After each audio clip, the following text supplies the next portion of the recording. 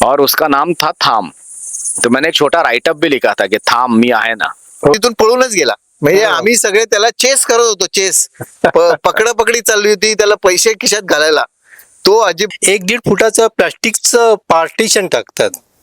हा बांबूनी ते उभं केलेलं असतं. ते कशासाठी हे आम्हाला कोणाला विचारता आलं नाही, भाषेचा प्रश्न असल्यामुळे.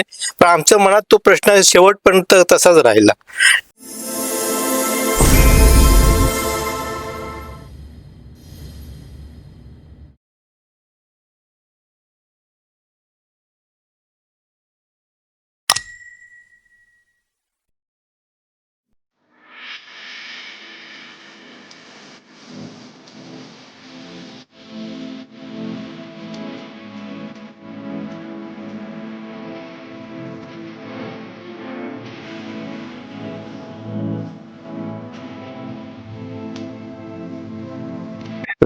मनीष सर, अजून एक प्रश्न तुमच्यासाठीच की या टोटल तुमच्या एक्सपिडिशनला ओव्हरऑल म्हणजे खर्च किती आला?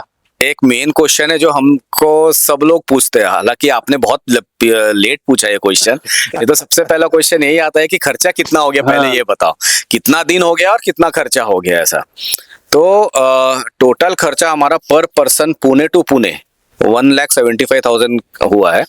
उसमें 23% हमारा फूड का हुआ है, 22% लॉजिंग का हुआ है एंड 17% जो था वो हमारा इसका साइट सीइंग का हुआ है. तो ये जो है ये 50% के आसपास में जो मेन ये वाला खर्चा था. बाकी के खर्चे इंश्योरेंस थे, फ्लाइट का खर्चा था, शॉपिंग अगर आप देखोगे तो it was 0.3% was our shopping. वो भी हमने फ्रिज मैग्नेट खरीदा क्योंकि शॉपिंग हम कर ही नहीं सकते थे क्योंकि सामान कहाँ लेके जाएंगे ना. तो 0.3% वॉज ओवर ये शॉपिंग का खर्चा. तो ऐसा ये हमारा पूरा ये था एक्सपेंसेस का.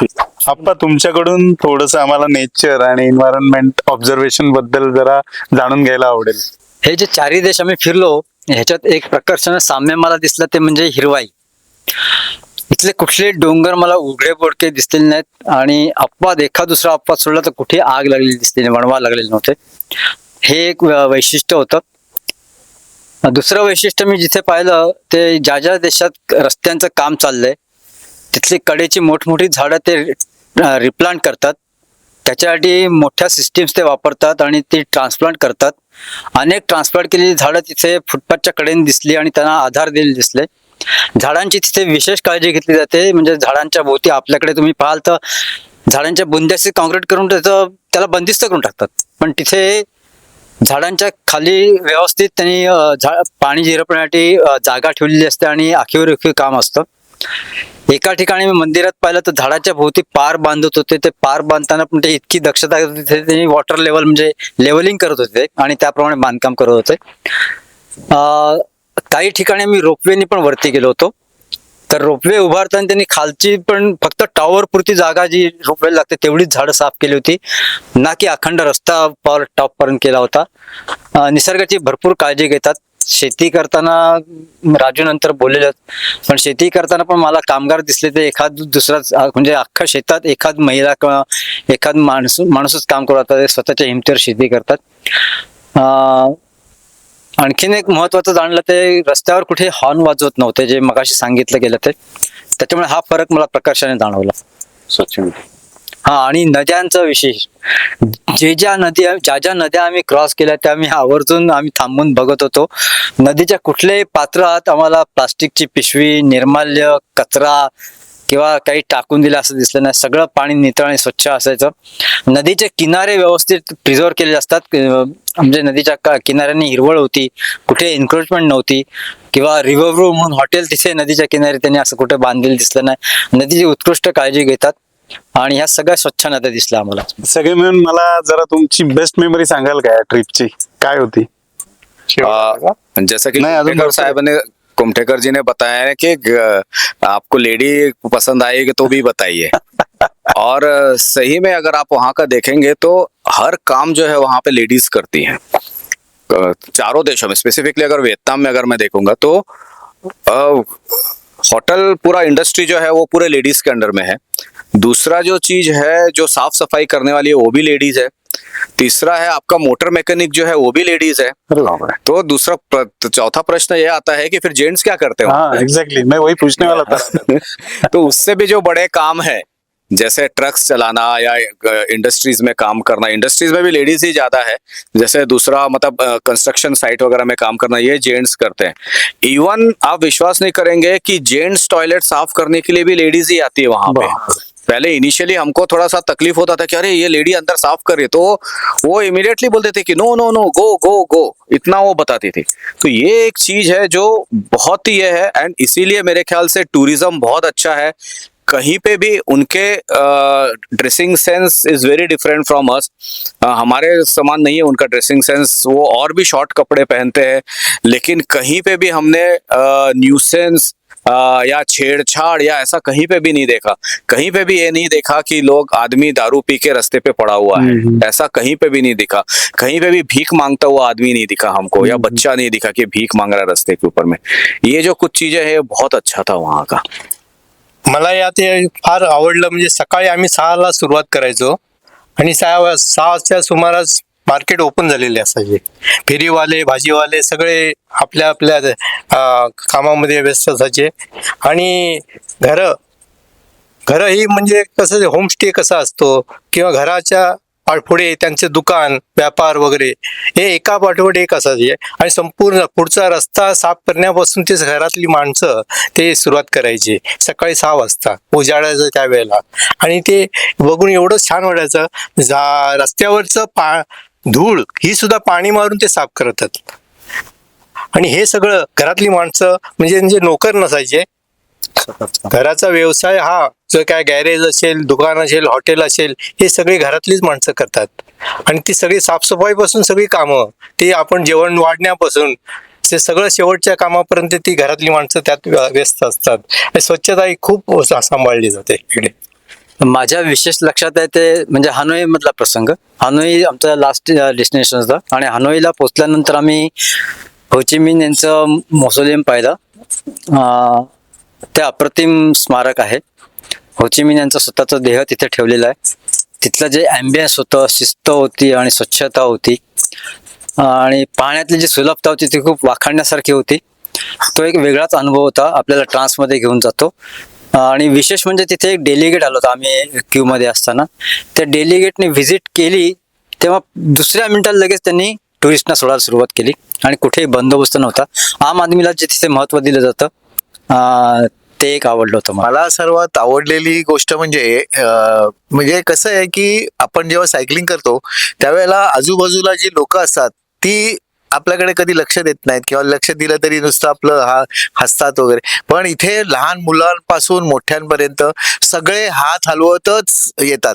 म्हणजे हे शाळेत शिकवल्यासारखं त्यांनी हे केलं की शाळेतच बहुतेक ते शिक्षण दिलं असेल की कुणी फॉरेनर आला की त्याला हात. आणि लिटरली हे खूप सगळीकडे अनुभवलं की मुलं अशी पळत पळत येतात आणि हात हलवतात, हाताला हात लावून जातात. म्हणजे हे खूप प्रेक्षक अगदी रेग्युलरली दिसलं आम्हाला सगळीकडे, प्रत्येक ठिकाणी.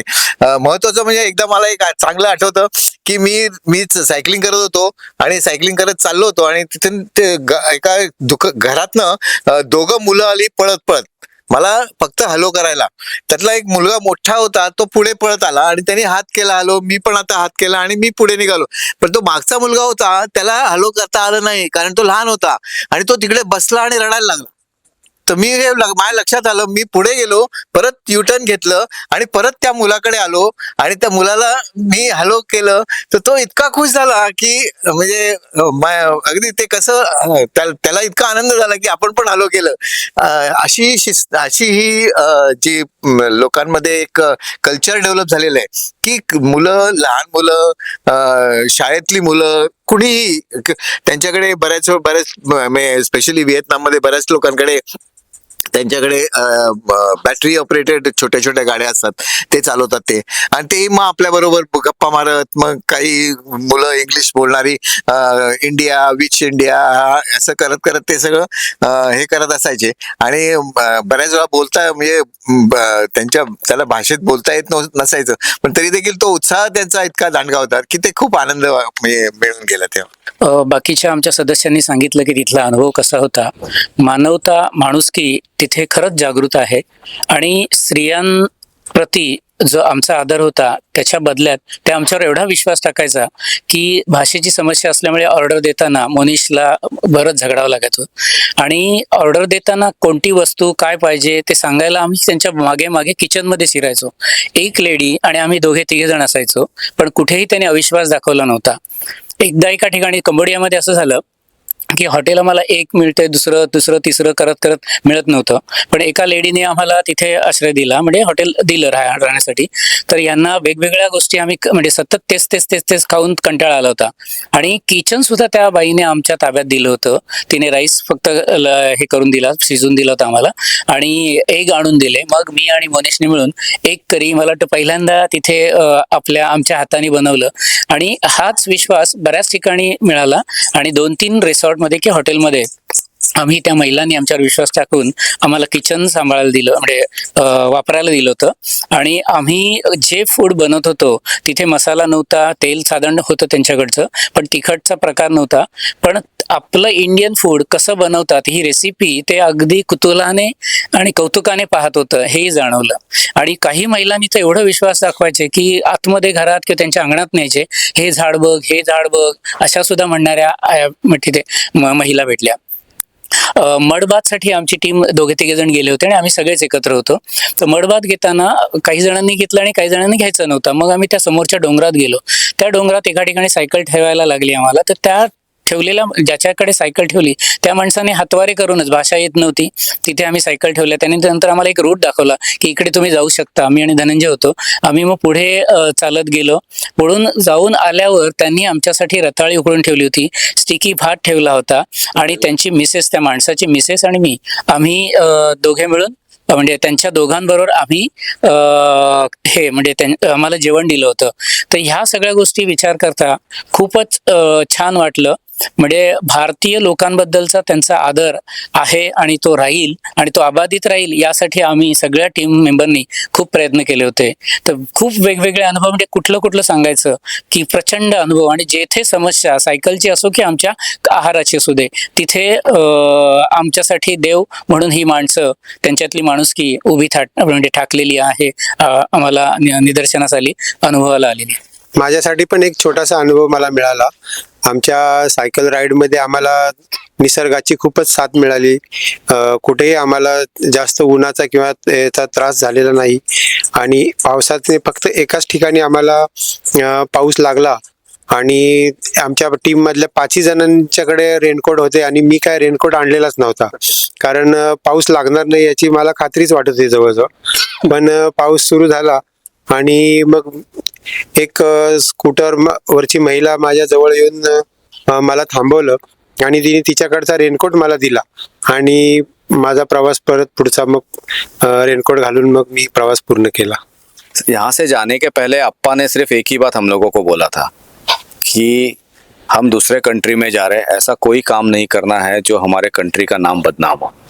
एंड शायद हमने वो सब ध्यान में था और हमने ऐसा कोई भी काम नहीं किया कि जहाँ हमने कोई सिगरेट नहीं पीता है, कोई दारू नहीं पीता है, और ये मतलब हमने पूरा पाला और वहाँ से वापस हम लोग आए. तो ऐसा कोई काम नहीं किया जिसके कारण हमारे देश भारत का नाम खराब हो. तर पाटील सरांकडनं एक आम्हाला ग्रामीण जीवनाचा अनुभव म्हणजे जाणून घ्यायला आवडेल. म्हणजे तिकडे तुम्ही जे काही ऑब्झर्वेशन केलं त्याच्याबद्दल थोडंसं आम्हाला सांगा ना. साऊथ ईस्ट एशियन कंट्रीज असल्यामुळे भारतासारखीच शेती तिथे दिसली.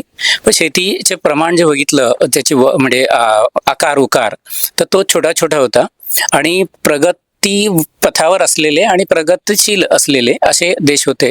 त्याच्यामुळे तिथे ग्रामीण म्हणजे पारंपरिक पद्धतीने शेती करताना आढळले, त्याचबरोबर आधुनिक पद्धतीने शेती करताना आढळले. कधीतरी नांगर पण दिसला आणि काम करणाऱ्या महिला, जसं धनंजय म्हणाला तर तिथे मॅक्झिमम महिला काम करत होत्या. तर एक शेत एक महिला, एक शेत एखादा माणूस नांगर घेऊन नांगरणी करताना दिसला, चिखळण करताना दिसला, लावणी करताना दिसले. काही ठिकाणी पेरणी करून ते शेती करतात.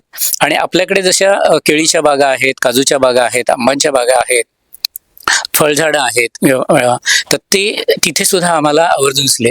भाज्या सुद्धा एवढ्या सिस्टमॅटिक लावताना दिसलं की भाजी म्हणजे शिजवून खाण्यापेक्षा कच्चीच खावी एवढा मोह होत होता.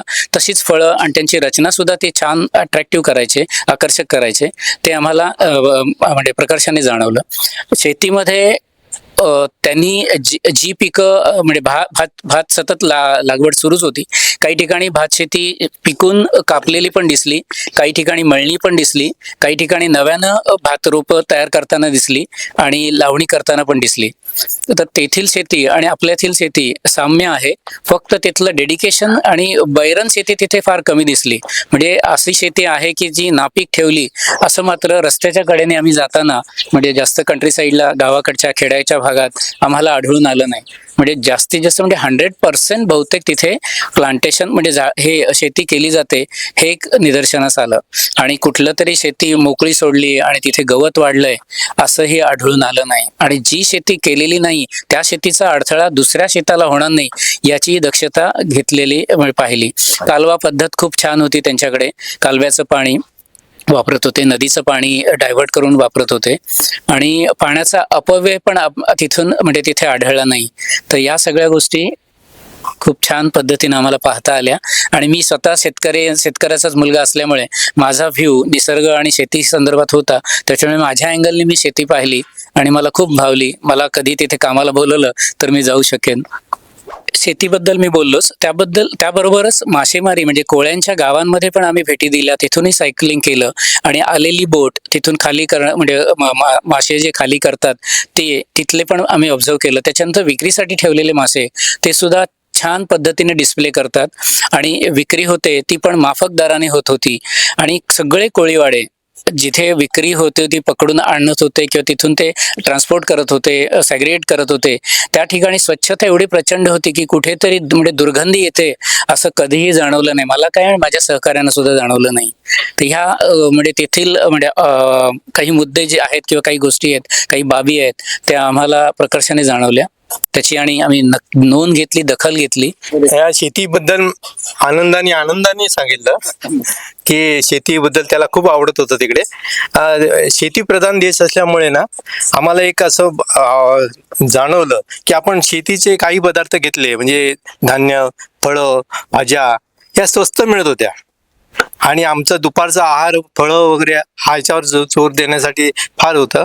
आणि ह्यामध्ये फळबागांच्या हिशोबाने बघितलं तर आपला जो कोकण जो आहे, सड्यावरचा जो काजू आणि आंबे असाच साधारण प्रदेश तिकडे असायचा. त्यामुळे तिकडे काजूच्या बागा खूप, आंब्याच्या बागा खूप, नारळ हे सगळं मुबलक होतं आणि त्या बागा आपल्या म्हणजे आपण महाराष्ट्रात असल्यासारखंच वाटत होतं.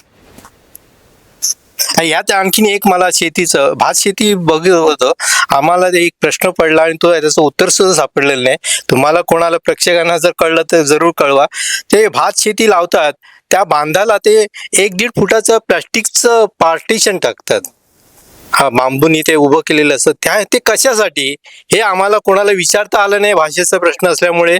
पण आमच्या मनात तो प्रश्न शेवटपर्यंत तसाच राहिला. प्रेक्षकांना जर यांनी विचारलेल्या प्रश्नाचं उत्तर माहिती असेल तर नक्की कॉमेंट करून सांगा. शेती आली की त्याच्या अवतीभोवती भटकणारे, फिरणारे, चरणारे गुरं पण दिसत होती. माझ्या घरी गाय आहे, तिचं नाव गौरी आहे आणि तिचं बाळ आहे म्हणजे वासरू आहे, त्याचं नाव गोपाळ आहे. तर कुठेही गाया दिसल्या चरताना, फिरताना किंवा वावरताना की मी आपलं गोपाळ, गौरी असा आवाज द्यायचो आणि का कोण जाणे त्यांना आवाज जायचा आणि ते प्रतिसाद द्यायचे. त्यांचे डोळे, त्यांची मान आपल्याकडे करायचे आणि कान टवकारून पाहायचे. हा अनुभव मी मनीष बरोबर पण शेअर केलाय, सगळ्याच मेंबर बरोबर केलाय, कारण आम्ही मागे पुढे एकमेकांच्या सोबत असायचो.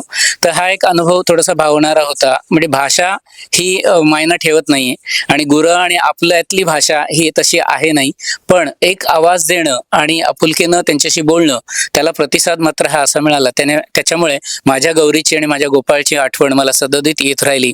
आणि त्याच्यामुळे एकाकी जरी असताना आपण कुठे बाहेर नाही आहोत, आपल्याच देशात आहोत, आपल्याच प्रांतात आहोत, आपल्याच भागात आहोत आणि आपण सायकलिंग करतोय असंही वाटून जायचं. पुढचा प्रश्न मी कट्टी सरांना विचारेल की ही जी तुमचं एक्सपिडिशन झालं, राईड झाली, तर याची सांगता कशी झाली तुम्हाला सांगता येईल का? आम्हाला सायकलिंग सुरू करून 60 एक दिवस झाले होते. म्हणजे ऍक्च्युली कसं आहे की सायकलिंग ॲज सच आम्ही 41 दिवस केले, पण साईट सीइंग बऱ्याच ठिकाणी वेळ काढून आम्ही तिथे थांबायचो. आणि म्हणजे समजा अंकोर वाटला दोन दिवस थांबलो, नॉमपेनला 2 दिवस थांबलो, होचिमिनला थांबलो, असे नात्रांगला थांबलो होतो 1 दिवस. हे असे दिवस थांबून आम्ही बघायचो आणि साईट सीइंग करायचो. आणि नंतर मग म्हणजे आता ती सांगता होत होती की आता आम्ही हॅनॉयला मी पोचणार. तर माझा एक जसं मी सोशल मीडियाबद्दल सांगितलं, सोशल मीडियामध्ये माझे बरेच कॉन्टॅक्ट्स मी डेव्हलप केले होते त्याच वेळेला. तेव्हा मला लोकांनी तिथे प्रतिसाद मिळाला, मदत मिळाली. आणि एक नाम म्हणून एक जण होता आमच्या बरोबर, तो मला सारखा फॉलो करून विचारत होता. मग मी त्याला माझा व्हॉट्सअप नंबर दिला. मग त्यांनी मला कॉन्टॅक्ट केला आणि कॉन्टॅक्ट करून तो साधारण 25-30 किलोमीटर अलीकडे आमच्याकडे आम्हाला भेटायला आला. आम्हाला इतकं बरं वाटलं.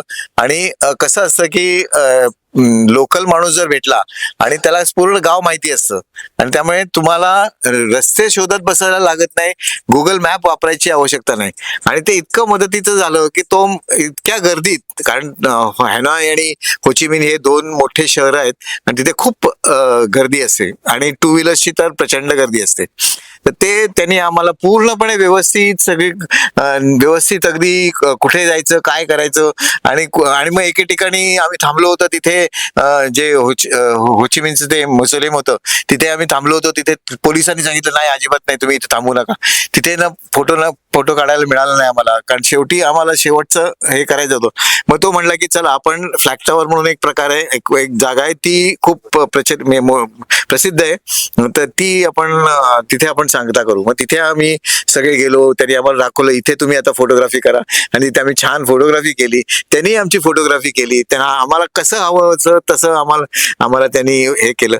आणि आम्हाला घरच्यासारखं अगदी आम्हाला हॉटेलपर्यंत त्यांनी सोडलं. आणि तिथे पण थांबला तो.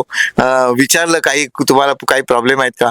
त्याच्या बरोबर अजूनही टचमध्ये आहे मी. एवढंच फक्त आपण मैत्री करतो, पण मैत्री नुसती नाही तर ते पुढे टिकवणं पण महत्वाचं आहे. त्याला आम्ही ऑर्डर हे केलेलं आहे की इन्व्हाइट केलेलं आहे, आमंत्रण दिलेलं आहे की तू पण इंडियात ये आणि आपण इथे सायकलिंग करू म्हणून. हे लागेमध्ये जे जुळतात ना, ते खूप परमनंट राहतात ते. बरोबर. जेव्हा आम्ही हॅनॉयला पोहोचलो तर ती सांगता झाली, फोटोग्राफी झाली, सगळी झाली. आणि नंतर मग रूमवर जेव्हा आलो तेव्हा आम्हाला एक आश्चर्याचा धक्का होता. आश्चर्याचा धक्का म्हणता येणार नाही, पण एक आनंद, कारण आमचे नातेवाईक म्हणजे सगळे भेटायला आले होते. म्हणजे माझ्या 2 मेवण्या आल्या होत्या भेटायला. आणि आप्पांची मुलगी आणि आप्पांचे मिसेस हे दोघेही आले होते. ते इतकं ते बहीण पण आली होती त्यांची. तर इतकं ते घरगुती हे झाल्यामुळे आम्हाला इतकं भरून आलं. मग त्यांनी स्वागतासाठी बरंच तिथले लोकल काही गिफ्ट किंवा काही फुलं बिलं घेऊन आमचं स्वागत केलं. केक कापला. इतकं ते छान वाटलं आम्हाला. तर खरंच आमची सांगता इतकी सुंदर झाली की आम्हाला जो थकवा होता तो थकवा नाहीसा झाला. क्या बात आहे, क्या बात आहे. रमा काका, यातून काय मिळवलं, म्हणजे पूर्ण टूर मधून असं काय तुम्हाला सांगता येईल स्पेसिफिक?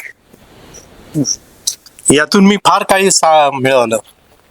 ही राईड मी जेव्हा या ग्रुपमध्ये जॉईन झालो, आप्पांनी मला सांगितलं होतं व्हिएतनामला जायचं, तर मला खूप आनंद झाला, कारण माझ्याही मनात व्हिएतनाम जायचं होतं. पण यावेळेला जसं इतर वेळेला याच्या आधी मी खूपशा राईड केल्या, लीडर म्हणून केल्या, सोलो राईड केल्या, आणि त्यामुळे अनुभव खूप मिळाला होता. परंतु ह्या ग्रुपमध्ये मी जॉईन झालो ते एक साधा सभासद म्हणून झालो. मला सर्व आमचे जे सायकलिस्ट सर्व अनुभवी आहेत, सगळे लीड करू शकतील एवढे अनुभव त्यांच्याकडे आहेत. आणि तरी सुद्धा एकच लीडर असतो, एकच डेप्युटी लीडर असतो, आणि बाकीच्यांनी त्याला फॉलो करायचं असतं. हे जे फॉलो करायचं होतं ना, हे मी शिकण्यासाठी तिकडे जॉईन झालो. आणि ते मला चांगल्या पद्धतीने मी ते सगळ्यांना फॉलो केलं. कोणाची कडून माझ्या विरुद्ध कंप्लेंट नसेल. कोणी काही सांगितलं आज किती जायचं, 100 जायचं का, ते मी लगेच हात वर करायचं, चालेल. कोणी सांगितलं नाही आज 70 जायचं, ओके 70. म्हणजे माझंही काही नाही ठेवता त्यांच्यामध्ये किती जास्तीत जास्त पद्धतीने मी ऍडजस्ट व्हायचं हे शिकण्यासाठी गेलो होतो आणि मी ते संपूर्ण अनुभवलं.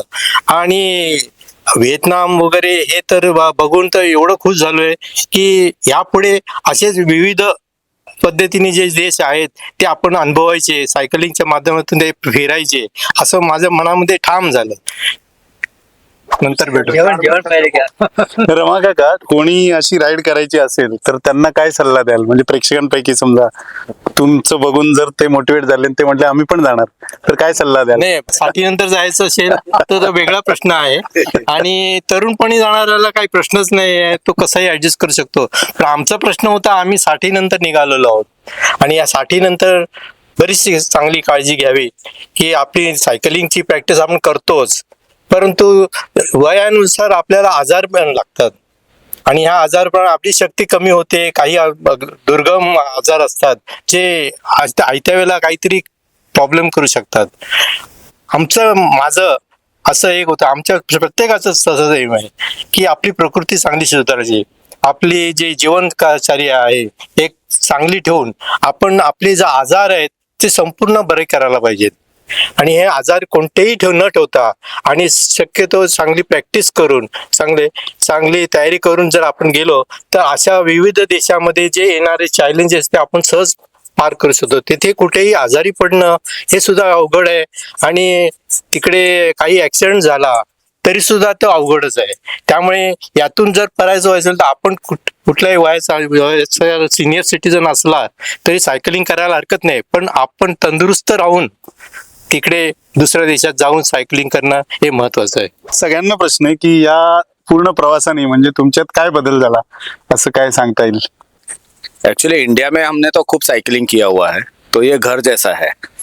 पर बाहर जाने के बाद में आपको क्या क्या तकलीफें होती है, कैसे आपको एडजस्ट करना पड़ता है खाने में, करेंसी में, लैंग्वेज में, ये एक बहुत बड़ा सीख था. और कभी भी कुछ भी प्रॉब्लम आ सकता था, भले फिजिकली नहीं बट मेंटली आपको बहुत स्ट्रांग होना पड़ता था. तो कभी बहुत बार ऐसे हुआ है कि रात का खाना हमको पसंद नहीं आया, दोपहर का खाना पसंद नहीं आया हमको. लेकिन पहली बार ऐसा हो गया कि हम लोग we were living to eat. अभी तक हमें ईट टू लिविंग होता था, हमारा लिविंग टू ईट पहली बार हुआ हम लोगों का ऐसा. तो इस टाइप का एडजस्ट करना हम लोग अभी सीखे हैं, क्योंकि यहाँ पे जब साइकिलिंग करते हैं यहाँ तो सब कुछ मिलता है. जो आपको चाहिए, यहाँ का टेस्ट हमको मालूम है, सब हमको अच्छे से मिलता था. तो ये जो एक कॉन्फिडेंस लेवल हमारा जो गेन हुआ है कि कहीं पे भी जाके हम एडजस्ट करते हैं, ये एक बहुत बड़ा सीख है मेरे लिए. महाराष्ट्रातलं सायकलिंग, भारतातलं सायकलिंग, हिमालयातलं सायकलिंग म्हणजे हाय अल्टिट्यूडचं सायकलिंग याचा अनुभव होता. परंतु परदेशात जाऊन ते पण 4 देश सायकलिंग करताना येणाऱ्या समस्या किंवा उद्भवणारे प्रश्न याचं आधीच जर होमवर्क चांगला केला आणि त्या अनुषंगाने जर तुम्ही तयारी करून गेलात फिजिकल आणि मेंटल आणि आर्थिक, तर काहीच त्रास होत नाही. या गोष्टी मात्र निदर्शनास आल्या. आणि याच्या पुढे परदेशात सायकलवारी करण्यासाठी आम्ही सतत तयार असतो. आणि या ग्रुपमध्ये जेवढे माझे 5 मेंबर आहे म्हणजे 6, मी धरून 6, तर याच्या पुढे जी फॉरेन एक्सपिडिशन असेल की परदेशातली एक्सपिडिशन असेल तिथे मात्र या सगळ्या अनुभवाच्या जोरावर जायला मलाही आवडेल. कारण एक कॉन्फिडन्स डेव्हलप झालाय. एक देश आणि दुसऱ्या देशात जाताना विजाचे प्रॉब्लेम, बॉर्डर क्रॉस करतानाचे प्रॉब्लेम कसे असतात आणि कसे येऊ शकतात याची उजळणी झालेली आहे. आणि त्यामुळे कुठेही प्रॉब्लेम आपलं प्रिपरेशन चांगलं असेल तर येत नाही याची खात्री झाली. त्याच्यामुळे कॉन्फिडन्स लेवल खरंच वाढली आणि कुठल्याही देशात कोणत्याही वातावरणात आपण जाऊन सायकलिंग करू शकतो हा एक आत्मविश्वास दृढ झालेला आहे किंवा बळावलेला आहे असं मला वाटतं. मी यापूर्वी सर्वात मोठी राईड केली होती 40 दिवसांची होती, पण ही राईड 60 दिवसांची होती आणि या 60 दिवसात मी टिकलो याचा मला आनंद होतोय. ते मी मिळवलं. टिकलं म्हणजे आम्ही पण टिकवलं. चालून घेतलं. साधारण ही 60 दिवसाची सायकल राईड होती. मला ही नवीन नव्हती. मी आधी सुद्धा जास्त दिवस सायकलिंग एकट्याने केलेलं आहे, परंतु वेगळ्या देशात जाऊन तेथील लोकांशी मिळून तो जो आनंद आहे तो आणखीन वेगळा आहे. आपल्या देशात सायकलिंग करताना एवढं भाषेचा आणि एवढा प्रॉब्लेम येत नाही, परंतु दुसऱ्या देशात जाऊन सुद्धा आपण सायकलिंग करू शकतो, त्या लोकांशी भेटू शकतो, मिळू शकतो आणि हे खूप आनंद वाटला. आणि ते मला असं वाटलं की आपण कुठेही जाऊ शकतो. भाषा, जेवण वगैरे हे जे प्रॉब्लेम असणार ते आपण कसेही मिटवू शकतो. त्यामुळे तो एक मोठा कॉन्फिडन्स आलेला आहे मला. आणि तेथीलचे स्वच्छता वगैरे बघितल्यानंतर ते आपल्यापेक्षा छानच आहेत. म्हणजे आपल्याला पण काहीतरी खूप शिकायला पाहिजे, काहीतरी नवीन बघितलं याचा आनंद मला मिळाला. आणि आपणही तसंच वागायला पाहिजे. इकडे मी माझ्या बागेमध्ये झाडं कशी लावायची, कसं त्यांनी सजवलं होतं, हे सगळं मी तिकडे विचार करत होतो. त्यामुळे खूप मजा आली मला. आणि आता तब्येत आम्ही हा स्टेज पर्यंत आम्ही चांगली सायकलिंग करू शकतो एवढं ठेवलेली आहे. ही पुन्हा अजून पुढच्या राईडसाठी मेंटेन ठेवायची ही मोठी जबाबदारी आता माझ्यावर आहे आणि मी ती करतोय. आमचे सगळेच मेंबर तसे करतात. म्हणजे पुढच्या मोहिमेवर सुद्धा वेध लागतात, त्याप्रमाणे पुढची तब्येत चांगली राहावी हे सुद्धा वेध लागलेलेच आहे. 60 दिवस एकत्र राहणे, एकत्र सायकलिंग करणे, एकत्र जेवण खाण सगळं हे करणं, ह्याच्या व्यतिरिक्त खरं बघायला गेलं तर मी शिकलो काय तर खूप मेंटल प्रिपरेशन खूप लागतं. आणि मेंटल प्रिपरेशनसाठी तुमची विल पॉवर चांगली लागते आणि विल पॉवर तुम्हाला हे करायला अनुभव लागतो. तर तुम्ही मला तर आता हे झालं की ह्या अनुभवावरनं माझं विल पॉवरही वाढलेलं आहे, मेंटल स्ट्रेंथही वाढलेली आहे. म्हणजे तयारी डोक्याने कुठली पुढची गोष्ट, पुढचं पाऊल उचलताना विचार करून आपल्याला शक्य आहे होईलच या आशेने पुढचं पाऊल टाकायची एक मला प्रेरणा मिळाली. तर अशा पद्धतीने मला आणखीन काही पुढच्या देशांचे वेध लागलेले आहेत तर तेही करायचे आहे. 4 देशांमधला 60 नंतरचा 60 दिवसांचा प्रवास हा एक अविस्मरणीय ठेवाच आहे. आणि याच्यातून मला म्हणजे बऱ्याच जणांना निवृत्तीनंतर काय करावं हा एक मोठाच प्रश्न पडलेला असतो. आणि ह्या 60 दिवसात आम्हाला देशोदेशीचे सायकलवीर भेटले आणि त्याच्यात काही तरुण मुलं मुली ते अगदी 70-75चे जोडपं असे सुद्धा भेटले आणि त्यांच्याकडूनही एक प्रेरणा घेता आली. आणि आता असं वाटतं की 60 म्हणजे काहीच नाही आणि जग तर खूप मोठं आहे आणि इथून पुढे जरी फिरायचं म्हटलं तरी आपल्याला आयुष्य पुरणार नाही. त्यामुळं इथून पुढेही आता सायकलिंग करणे आणि आणखी काही देश पाहणे अशी इच्छा मला झालेली आहे आणि तो मला बाकीच्यांनाही ते प्रेरणादायी वाटेल असं वाटतं. या मोहिमेचं आमचं एक उद्दिष्ट ठेवलं होतं सगळ्यांनी मिळून, पीस आणि फ्रेंडशिप. पीस आणि फ्रेंडशिप या दोन्ही शब्दांना यथोचित आम्ही मान आणि सन्मान देण्याचा प्रयत्न केला. तेथील शाळकरी मुलगा असो, कुठे वेंडर असो, रस्त्याच्या कडेला उभे असलेली कामगार मंडळी असो किंवा हॉटेल आणि रिसॉर्टमधली मंडळी असो, सगळ्यांशी आम्ही भाषेविना संभाषण करायचो. आणि ह्यासाठी आम्ही अजून 1-2 पद्धती अवलंबल्या. बऱ्यापैकी गाणे म्हणता येतं म्हणून आम्ही 3-4 रिसॉर्टला गाणेही म्हटली. 2-3 ठिकाणी लग्न होते, त्या लग्नाच्या ठिकाणी आम्ही सहज असं डोकावून पाहिलं. त्या लोकांनी आदरानं आम्हाला आतमध्ये नेलं, वधूवरांच्या समोर म्हणजे नेलं आणि आम्ही त्यांना जस्ट शुभेच्छा दिल्या आणि बाहेर आलो. एका ठिकाणी पार्टी चालली होती, त्या पार्टीत डान्स चालू होता. त्या डान्सच्या ठिकाणी आम्हालाही वाटलं की नाचावं आणि त्या लोकांनी आग्रह केला. मला वाटतं कुमटेकरांचा पहिला हात धरला आणि त्यांना नाचायला लावलं. मग मी सामील झालो, मनीष सामील झाला. असं पाहता पाहता आम्ही सगळे सामील झालो होतो. म्हणजे थोडक्यात सांगायचं मला की आणि शांतता आणि पीस म्हणजे हे फ्रेंडशिप यासाठी आम्ही सतत प्रयत्नशील राहिलो होतो. आणि रस्त्याच्या कडेला किंवा तलावाच्या शेजारी कधी संध्याकाळी जर आम्ही छोटीशी राईड करत असू किंवा साईट सीइंगसाठी गेलेलो असू तेव्हा बुजुर्ग मंडळी बसलेली असायची किंवा हॉटेलमध्ये सुद्धा असं गप्पा मारत एकदम निवांत, कुठलीच घाई नाही अशी जेव्हा मंडळी दिसायची तर त्यांच्याशी सुद्धा आम्ही शांतता आणि फ्रेंडशिपच्या संदर्भात चर्चा करायचो किंवा आमच्या अनुकरणातून त्यांना हा संदेश पोहोचवण्याचा प्रयत्न करायचो. तर आता आपण यांच्याबरोबर गप्पा मारल्या टोटल म्हणजे यांच्या एक्सपिडिशन बद्दल. तर आता आपण जाणून घेणार आहोत की त्यांचे काही चांगले अनुभव, काही चांगल्या आठवणी त्यांना काय काय आल्या ते आता हे सगळे 6 जण आपल्याबरोबर शेअर करणार आहेत. तर ते आपण आता बघूया काय काय आठवणी आहेत. माझी जी म्हणजे आमची सगळ्यांचीच ती आठवण म्हणजे डोक्यात कोरलेली आहे. कारण आम्ही एकदा सायकलिंगला सुरू केलं आणि हेडविंड होतं, खूप वारं होतं, एअरपोर्टच्या शेजारून रस्ता जाणार होता, तो सगळा केला. आणि त्याच्यानंतर समुद्राच्या कडेकडेनी आम्ही एक घाट सारखा रस्ता होता, तोही चढून गेलो. प्रचंड दमलो होतो. आणि पण त्या एअरपोर्टच्या आसपास सगळे 5 स्टार हॉटेल असल्यामुळे आम्हाला कुठे हॉटेल जेवायला काही मिळत नव्हतं. आणि तिथे जाणं डेअरिंग होत नव्हतं, म्हणजे 5 स्टार हॉटेलमध्ये.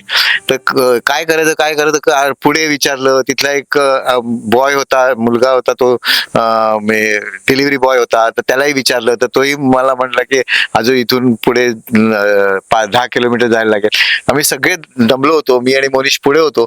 आणि खूप उन्हाचा त्रास होत होता खाली. म्हणजे रस्ता खूपच अप्रतिम होता, अप्रतिम. म्हणजे चढ होता पूर्ण आणि उजव्या बाजूला पूर्ण समुद्र होतं. हे हा सगळा अनुभव इतका छान वाटत होता. पण काय झालं की भूक ही अशी गोष्ट आहे ना की ते बाकी सगळं बाजूला विसरायला होतं अगदी. आणि आम्ही मग हळूहळू चाललो होतो. आणि मग शेवटी एक टपरी दिसली आम्हाला. आणि त्या टपरीच्या इथे जनरल आम्ही दोघेही थांबलो.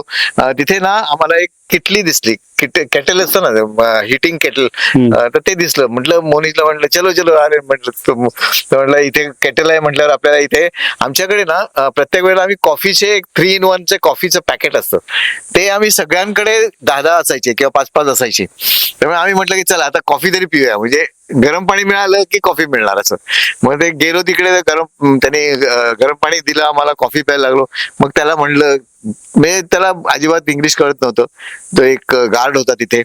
आणि एक कंटेनर सारखं जे घर होतं ना, तसं ते घर होतं. आणि कंटेनरच होतं ते ऍक्च्युली. आणि तिथे आतमध्ये त्याचं ऑफिस सारखं होतं. आणि मग त्याला विचारलं की असं म्हणजे भूक लागली, खायला काय आहे का वगैरे. मग त्यांनी काय केलं की आतमध्ये जाऊन त्यांनी 2 मॅगी सारखे, म्हणजे रेडी टू इट जे नूडल्स असतात ते घेऊन आला. आणि त्यांनी आम्हाला दोघांना दिलं. आम्ही कसले खुश झालो. म्हटलं अरे वा मस्त एकदम खूपच हे झालं आम्हाला. आणि पण काय झालं की म्हटलं आता तेवढ्यात मागून हे चौघे आले. आता चौघे आले म्हणल्यावर आता परत आणखीन त्याला कसं काय विचारणार की अजून आहे का तुझ्याकडे. पण तो आम्ही आलो परत आतमध्ये, परत ह्यांनी कॉफी केली. पण त्याला विचारलं की असं फूड, तर त्याने परत तो थांबला, आतमध्ये गेला, 4 पाकिटं घेऊन आला. आणि प्रत्येकाला दिलं. आणि त्यांनाही खायला लागलं. हे सगळं केलं, हे सगळं ठीक आहे. मग आम्हाला वाटलं की हे दुकान असेल किंवा ते, तर तो त्याच्यासाठी आणून ठेवलेलं असतं. आणि त्यांनी काय केलं की त्याला म्हटलं की आता याचे पैसे घे म्हणून. पैसे तर घेणं होईल ना, तर ते पैसे त्यांनी अजिबात तो म्हणजे तिथून पळूनच गेला. म्हणजे आम्ही सगळे त्याला चेस करत होतो, चेस पकडापकडी चालली होती त्याला पैसे खिशात घालायला. तो अजिबात घ्यायचा. तो साधा गार्ड होता तिथला, त्या एका हॉटेलचा गार्ड होता तो. पण त्याने अजिबात पैसे घेतले नाही. हा जो माणूस आमच्या सदैव डोक्यात राहिलेला आहे. आणि खरंच इतकी चांगली लोक भेटतात आणि चांगली लोक भेटून आम्हाला समाधान देतात, हे खरंच कौतुकाचं आहे. सिर्फ अगर आप भगवान के द्वार पे जाते हो या परिक्रमा करते हो तभी आपको सिर्फ अच्छे लोग नहीं मिलते हैं, आपको हर जगह पे भगवान रूप लोग मिल जाते हैं. बराबर है. ऐसे ही हमारे साथ एक किस्सा हुआ था. फोंगना से हम आज निकले थे और आज का दिन हमारा 120 किलोमीटर का ट्रैवल करना था. तो हम लोग सुबह निकले और हमने उस दिन क्या हो गया था कि हम लोग गूगल मैप्स यूज करते थे. गूगल मैप में एक ऑप्शन होता है कि अवॉइड टोल्स और वो सबको ना ऑन करना और हाईवेज वगैरह, तो वो हमने नहीं किया था. और हम जब निकले तो एक करीब 30-35 किलोमीटर 25-30 किलोमीटर जाने के बाद में हम एक्सप्रेस हाईवे पे चढ़ गए. तो वहां पे पुलिस आ गया सीटी बजाते हुए कि अरे क्या गो बैक और फोटो निकालने लगा कैमरा में उसने. तो हम लोगों को थोड़ा डर लगा और हम लोग वहां से नीचे उतरे. पर अभी जाना कहाँ पे, कहीं पे भी जा रहे हैं तो गूगल मैप सिर्फ हमको बताता है टेक राइट, टेक लेफ्ट, ऐसा अगर सब करके बता रहे हैं हम लोगों को. हमने 1-2 ट्रक्स को रोकने की कोशिश की, वो रुका नहीं. 1-2 कार्स रुके, उनको हमने बताने की कोशिश की, लेकिन उनको भी कुछ समझा नहीं. और क्या हो रहा था कि रास्ते के ऊपर में था करके पीछे वाला गाड़ी भी क्या बोलते आके रुक रहा था. तो हम लोगों को भी एकदम हम लोग ये हो गए थे कि अरे क्या चल रहा है करके. उसी समय में एक साइकिलिस्ट दिखा हमको. पहले तो हमको एक साइकिलिस्ट दिखा, हम लोग खुश हो गए, अरे ये सामने से साइकिलिस्ट आ रहा है, तो हमने रोका। तो एक लेडी थी, एंड मजे की बात तो यह है कि उसको इंग्लिश भी आता था। तो उसको हमने बताया कि we got lost here, can you please let us know कि हमको ये आगे जगह पे जाना है, how should we go about. तो बोले ओके ठीक है, आप लोग यहाँ से टर्न लीजिए और मेरे साथ साथ चलिए। और वो करीब करीब 10 किलोमीटर हमको आगे लेके गई और हमारे रूट को हमको उसने लगाया वहाँ पे। और उसको हमने क्या बोलते हैं, रूट में लगने के बाद में उसने हमको बताया कि यहाँ से ऐसा जाएगा, ये शॉर्ट डिस्टेंस है, ये मैप में भी उसने हमको दिखाया। सब हो जाने के बाद में हम उसको बोले कि एज अ कर्टसी कि आइए हम कॉफ़ी पियेंगे साथ में। तो उसने मना कर दिया हमको कि नहीं, मैं आपके साथ में कॉफ़ी नहीं पीऊंगी। तो फिर हमने बोला कि आपके साथ में और कब मुलाकात हो सकती है। तो वो बोलती है कि आपका और कभी भी ऐसी प्रॉब्लम में आओगे तो मैं शायद आपको वापस मिल जाऊंगी, दुनिया छोटी है। और उसका नाम था थाम। तो मैंने एक छोटा राइटअप भी लिखा था कि थाम मी आहे ना। एक दुसरी छोटीशी आठवण आहे. 4 जानेवारीला आम्हाला होचिमिनमध्ये जेवणाचं आमंत्रण होतं आणि मग तिकडे आम्ही जेवायला जाणार होतो. तर माझा टी शर्ट मी आणि पासपोर्ट माझा मागेच राहिला होता. त्यामुळे यांना म्हटलं की मी येतो आणि मी टी शर्ट वगैरे आणि पासपोर्ट ताब्यात घेऊन मी गुगल मॅप्सच्या ह्याच्याप्रमाणे निघालो डायरेक्शनने. आणि हे 5 जण ऑलरेडी पुढे निघालेच होते. आणि मी एका हायवेवरती जिथं नो एंट्री आहे तिथं माझी सायकल गेली आणि मग त्या पोलिसांनी सिटी वाजवली आणि तिथं मला थांबवलं. आणि मग ते मी त्यांना त्या खुनेने सांगितलं की I want to cross the river, I want to go to that side. मग त्यांनी ते मला तो सिटी दाखवली आणि तिथून सायकलने वरती मी एकटाच गेलो. कारण त्यावेळेला सायकलला काय आमच्या पॅनियर वगैरे काही नव्हते. आणि मग आमचं जेवण वगैरे आटोपून आम्ही दुसऱ्या दिवशी परत त्याच रस्त्याने आमचा होचिमिनला बाय बाय करणार होतो. आणि मी मागेच होतो बऱ्यापैकी. आणि हे सगळे परत त्याच रस्त्यात नो एंट्री मध्येच घुसले. मी मनात लगेच म्हटले की अरे आता हा पोलिसांना अडवणार, की लगेच 5-6 सायकली एका मागे एक म्हटले की ती शिट्टी वाजली की आम्ही सगळेजण थांबलो. आणि मला कालचा अनुभव गाठीशी होताच, त्यामुळे पोलिसांना मी लगेच सांगितले की आम्ही असं इथून वरती जातो. तर इट्स ओके म्हटला तो. आणि मग त्या 6 सायकली आणि आमचे ते पॅनियर बॅग ते खूपच जड होतं. तर त्या पोलिसांनी आम्हाला सायकली वरती नेण्यासाठी मदत केली. म्हणजे हा एक चांगला अनुभव मला सगळ्यांनाच आम्हाला मिळाला. व्हिएतनाम आम्हाला आकर्षित वाटलं होतं. आम्ही जेव्हा प्लॅन करत होतो व्हिएतनाम हे अमेरिकेशी त्यांनी जे युद्ध केलं होतं, अमेरिकेने त्यांच्यावर हल्ला केला होता आणि जवळजवळ 19-20 वर्ष ते लढत होते. अमेरिका बलाढ्य होतं, विमान वगैरे सगळं हवाई हल्ले त्यांनी केले होते, पण त्यांच्याकडे काही नव्हतं. त्याच्यामुळे त्यांना झुंजवलं आणि अमेरिकेला पळवून लावलं शेवट. असं ते होचिमिनचं ते हे आहे, तिकडे त्यांचे टनेल्स आहेत, ते आम्ही बघायला गेलो होतो. ते टनेल्स बघितल्यानंतर फारच मजा वाटली. आणि घर याच्यावर आणखीन झालं की ते विनमॉक म्हणून एक गाव आहे, ते बघायला मुद्दाम आम्ही आडवाट केली आणि तिथे बघायला गेलो. त्या गावाचं वैशिष्ट्य असं होतं की ते संपूर्ण गावच्या गाव अंडरग्राऊंड, संपूर्ण गाव. म्हणजे त्यांनी बराच काळ त्या भुयारांमध्ये, आणि भुयार चांगल्या पद्धतीने अजूनही आहेत. आम्ही त्या भुयारांमधून प्रत्यक्ष फिरलो, बराच वेळ गेलो. आमचे लीडर वगैरे बाहेर आमची वाट बघत होतं, पण ते मोहच होत नव्हता की इकडून बाहेर पडलं की तिकडे जातो तिकडून. आणि संपूर्ण म्हणजे त्या गावाचं वैशिष्ट्य असं होतं की त्या हवाई हल्ल्यांना तोंड देण्यासाठी त्यांनी संपूर्ण म्हणजे डिलिव्हरी, शाळा, आणखीन काय सगळे जे व्यवहार वरती चालायचे ते सगळं त्या भुयारांमध्ये करत होते. आणि ते सगळं हे आपल्याला बघायला मिळतं. त्या भुयारातून फिरताना एवढा आनंद झाला ना की आताची जी लढाई वगैरे, जे गाजा वगैरे, हे जे भुयार आपण ऐकतो, ते प्रत्यक्ष काय असतं भुयार आपल्याला माहिती नाहीये, पण तिकडे आम्ही तो अनुभवला आणि त्या भुयारातून खूप वेळ फिरलो म्हणून मुराद. आणि आमचे लोक तिकडे वर वाट बघत होते, पण आम्ही त्याची तमा न करता म्हणजे पोट भरेपर्यंत आम्ही फिरलो. हा खूप आनंद झाला. व्हिएतनामचा इतिहास पाहिला तर खूप मोठा इतिहास आहे. पहिले 1001 वर्ष त्यांना चीनी आधिपत्याखाली राहावं लागलं होतं. नंतर फ्रेंचांची वसाहत जवळजवळ 100 एक वर्ष होतं. फ्रेंचांच्या विरुद्ध लढवून त्यांनी परत स्वातंत्र्य मिळवलं. खरं व्हिएतनाम स्वतंत्र झालं ते 1945 साली, आणि नंतर जिनेवा करार झाला आणि त्यांचं साऊथ आणि नॉर्थ व्हिएतनाम असं भाग पाडले. तर हो ची मिन म्हणून तिथला मोठा नेता होता कम्युनिस्ट, त्याला तिथे प्रचंड मान आहे. त्यांनी ह्या दोन्ही देशांचं एकत्रीकरण केलं, अर्थात ते त्याच्या मृत्यूनंतर झालं 1976 साली. तर सांगायची गोष्ट अशी का फ्रेंचांची वसाहत जेव्हा फ्रेंचांशी लढले तेव्हा फ्रेंचांना जिथून त्यांनी पिटाळून लावलं, मागे परतवलं, तो एक हैवान म्हणून पास आम्ही पाहिला. म्हणजे आपण एखादा खंडाळा घाट क्रॉस करताना आपल्या सिंगरोबाचं मंदिर दिसतं, तसं त्या घाटाच्या वरती त्यांनी बंकर्स केलेले आहेत आणि किल्ल्यासारखा भाग आहे आणि अगदी घाटाला लागून आहे रस्त्याच्या. तो खूप छान प्रकारे प्रिझर्व केला तिथल्या आठवणी, आणि तिथून पास होणारे सगळे टुरिस्ट म्हणा किंवा पर्यटक म्हणा तिथे थांबतात. तो हैवानचा पासच्या सगळ्या मॉन्युमेंट्स आहेत, बंकर्स आहेत, ते पाहतात. ती एक आठवण पाहण्यासारखी होती. मुझे जो याद आ रहा है, आज हम लोग चीथान करके एक जगह पे जाने वाले थे, तो हम लोग सुबह निकले साइकिलिंग के लिए और रूट बहुत अच्छा था. पहले 15 किलोमीटर 20 किलोमीटर पे हम लोगों ने ब्रेकफास्ट किया और उसके बाद में आगे निकले. यहाँ से पूरा क्लाइंब था, करीब करीब 15-20 किलोमीटर का पूरा. बहुत ज्यादा क्लाइंब नहीं था लेकिन ग्रेजुअल क्लाइंब था, घाट सेक्शन जैसा था. तो हम वहां से गए आगे और रूट इतना सुंदर था कि एक बाजू में लेफ्ट साइड पे पूरा माउंटेन्स था, बीच में रास्ता था. उसके बाद में हमको क्या बोलते हैं टनल्स दिख रहे थे जिसके अंदर से ट्रेन्स जा रहे थे, गुड्स ट्रेन्स वगैरह जा रहे थे, और उसके बाद में पूरा सी था.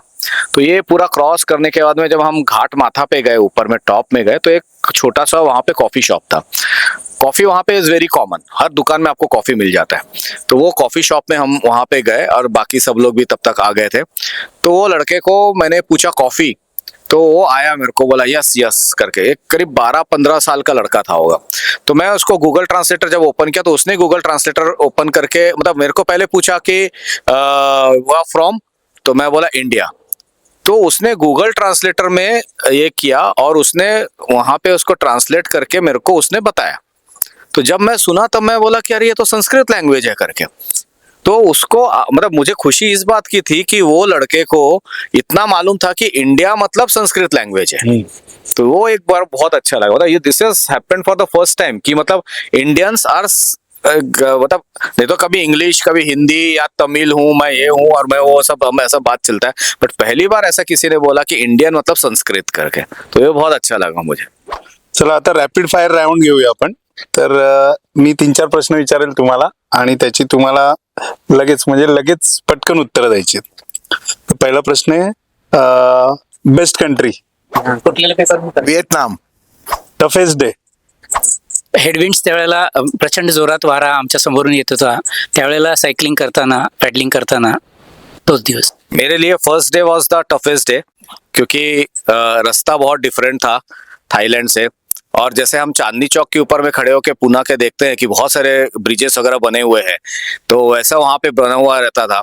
और कहीं से भी अगर आप निकलो तो गूगल मैप इमीडिएटली चेंज हो जाता था और वो रूट को एकदम चेंज कर देता था. इसी के लिए फर्स्ट डे हम लोगों का ऐसा प्रॉब्लम हो गया था कि 2 लोग अलग हो गए और 4 लोग अलग हो गए. बापरे, एंड देन हम directly at the end of Ayodhya में जाके हम लोग मिले पहले ही दिन. पहले ही दिन. यस. बापरे. एंड उसके बाद में हमने डिसाइड किया, क्योंकि अपने यहाँ पे क्या होता है, ओवरब्रिज मतलब कैसा होता है कि गांव को क्रॉस करने के लिए ओवरब्रिज बनाया जाता है. बराबर. तो आप ऊपर से जाओ नीचे से जाओ एक ही जगह पे पहुंचते हो. लेकिन वहां पे ऐसा नहीं है. ओवरब्रिज से अगर आप जाते हो तो आप सुखरूप से दूसरी तरफ में जाते हो. अगर आप नीचे से जाते हो तो आइदर वो ट्रेन का रूट रहता है वहां से, या फिर वो बंदी किया हुआ रहता है. तो आपको अगर वापस ये रूट पे आना है तो आपको नीचे से जाके वापस 1 किलोमीटर लेफ्ट जाना है, फिर वापस यू टर्न 1 किलोमीटर आके फिर से वापस इस पे चढ़ना है आपको. बापरे. और अदरवाइज आपको कुछ गूगल मैप दूसरा कुछ रूट दिखा देता है. तो उसी दिन हमारा वो इश्यू हो गया था. इसके लिए मेरे लिए तो ऐसा लगता है कि first day is the toughest day. Favourite food, बनमय हे एक फूड जे आम्हाला खूप आवडायचं, खूप आवडलं आणि खूप खाल्लं पण. प्रत्येक दिवशी जवळजवळ व्हिएतनाममध्ये सकाळी ब्रेकफास्टला आम्ही बनमी खायचो. बनमी म्हणजे ब्रेडच्या पोटात जर फाडलं आणि त्याच्या आतमध्ये जर समजा तुम्ही पालक, गाजर, काकडी असे टाकून आमलेट बनवून ते आमलेट पण टाकलं की ते बनमी होते आणि ती खूप आम्हाला आवडायची आणि सगळ्यांनाही ते खायला खूप बरं वाटायचं. मोस्ट डेंजरस मोमेंट,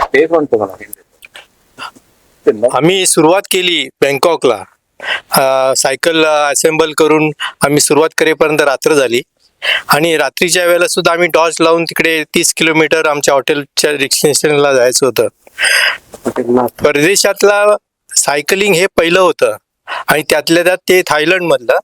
ते एकदम शिस्तप्रिय रस्ते, एअरपोर्टच्या बाजूला आणखीन शिस्त. आम्ही गुगलमधून दिशा पकडली, परंतु त्या 2-3 रस्ते पुढे, एक ब्रिजवर जातो, एक खालून जातो, हे काही कळेच ना. आम्ही चुकून वरच्या रस्त्याला गेलो. नंतर लक्षात आलं की तिकडे बाजूचे गाडीवाले खुणवत होते असं, पण ते आम्हाला काही कळलं नाही. नंतर लक्षात आलं की आपण नो एंट्रीमध्ये, जिकडे सायकलला अलाव नाही त्या रस्त्याला घुसलो होतो आणि हे काही कळलंच नाही. आणि पहिलाच फटका आम्हाला तो, म्हणजे परदेशात सायकलिंग करताना, आणि तिकडचे कायदे कडक आहेत. आम्ही फाटीवर आलो तोपर्यंत बाजूनी तिकडे पोलीस शिटे पुंगत होता. आम्ही खालच्या बाजूने रस्ता येऊन मग आपण चुकलो हे आमच्या लक्षात आलं आणि मग आम्ही खालच्या रस्त्याने सायकल जिकडे अलाव आहे त्या रस्त्याला निघालो. ही सेम टूर रिपीट कराल का? सेम टूर रिपीट करायला आनंद होईल, पण नवीन गोष्टी अजून बघायची इच्छा ही एक जास्त प्रगट असते. तर पुढची असेच काही देश आम्ही निवडायचं बघतोय की जेणेकरून आम्हाला त्याचा अनुभव मिळेल. जैसे कट्टी साहब ने बोला कि सेम टूर में आनंद तो आएगा फैमिली के साथ में घूमने के लिए, but not as a cyclist. हाँ, थाईलैंड से चालू करके वापस मलेशिया सिंगापुर तक जाना है तो जरूर हम सोच सकते हैं, वापस वियतनाम तक नहीं. सेम टूर करायला हरकत नाही, म्हणजे हे देश पुन्हा करायचे असतील तर, पण तो प्रदेश वेगळा असेल. आम्ही व्हिएतनाम केलं, साऊथ पासून नॉर्थ पर्यंत कोस्टल रूट केला. पण व्हिएतनामच्या डोक्यावर जसा आपला हिमालय आहे आपल्या डोक्यावर, तसं त्यांच्या इकडे सुद्धा हिमालय आहे जो चायनाला लागून आहे आणि तेथील सायकल रूट हे चॅलेंजिंग आहे. आणि जर सायकलिंग करायचंच असेल चांगल्या पद्धतीने तर तो रूट मला खूप आवडेल, मला पुन्हा जावंसं वाटेल. तर खरंच यांच्याबरोबर सगळ्यांबरोबर गप्पा मारायला आज खूप मजा आली. एक शेवटचा प्रश्न फक्त मी विचारतोय कट्टी सरांना, की म्हणजे या टोटल तुम्ही जी एक्सपिडिशन केली, तर याबद्दल म्हणजे तुम्ही एक थोडक्यात आम्हाला एक बेसिक हे सांगाल का विश्लेषण करून, की म्हणजे ओव्हरऑल काय होता तुमचा एक्सपिरियन्स? आमची जी ही एक्सपिडिशन होती ही 6 जणांची होती. आम्ही ह्या 60 दिवस 4 देश फिरलो. त्याच्यात आम्हाला कधीच कुठलेही ग्रुप 6 जणांची ग्रुप किंवा आम्ही बघितलं तर मॅक्झिमम सोलो असायचे, नाहीतर दोघं असायचे, आणि दोघं असले की ते नवरा बायकोच असायचे. त्यामुळे 6 जणांचा ग्रुप असं कधी आम्ही बघितला पण नाही. आणि सगळ्या लोकांनाही कौतुक असायचं की 6 जण एकामागोमाग येत आहेत. आणि आमचे, आणि ह्याच्यात महत्वाचं मला जास्त सांगायचं असं आहे की 6 जण आम्ही गेलो, 6 जण आम्ही तिथे सायकलिंग केलं, 6 जण आम्ही एकत्र 60 दिवस एकत्र होतो. आणि परत 6 जण परत मुंबईला आलो आणि एका डायरेक्शन मध्ये बघत आलो. कारण बऱ्याच वेळा मी बरेच एक्सपिडिशन्स केलेले आहेत, मी बरेच वेळा बघितलंय की जेव्हा परत येतो तेव्हा मग चेहरे एक इकडे बघतो, एक तिकडे बघतो, म्हणजे थोडस हे होतं. पण आता तुम्ही बघताय की 6 जण एकत्र आम्ही आहोत, अजूनही आहोत.